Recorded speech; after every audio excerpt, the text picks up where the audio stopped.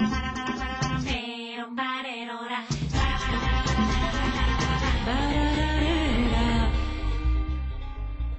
cantando e bailando cara ao portal de Belén, a ver aquel rapaciño acabadiño de nacer. Estamos chegando ao Nadal e ven o tempo das panxoliñas. Esta palabra úsase hoxe en día para designar calquera canto de Nadal, Aninovo ou Reis, pero na súa orixe tiña un significado diferente. A historia comeza cun himno litúrxico escrito por San Tomé de Aquino no século XIII, Pange Lingua.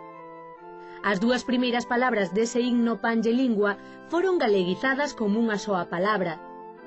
Sarmiento, a mediados do século XVIII, dicía: os monxes cantaban, e máis algúns cregos, moitas pangoliñas, moitos tantonelgos.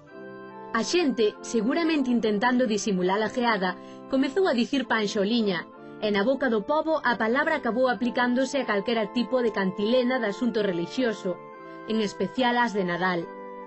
Como as panxoliñas de Nadal eran as máis usadas, estes cantos acabaron sendo simplemente panxoliñas. Pero o significado xeral de cantilena perdurou, aínda que especializado no sentido de leria, xa sen canto. Así, é frecuente oír: non me veñas con panxoliñas.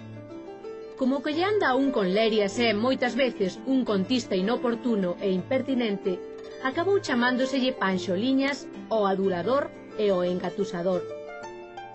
Por outra parte, o que cree esas panxoliñas ou trolas é un inxenuo, polo que a palabra acabou gañando tamén a acepción de parvo.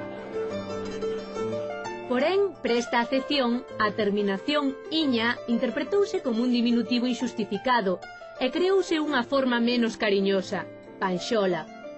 A partir dela aumentou a familia con palabras novas como a panxolada, que significa parvada, e panxoleiro ou paspán.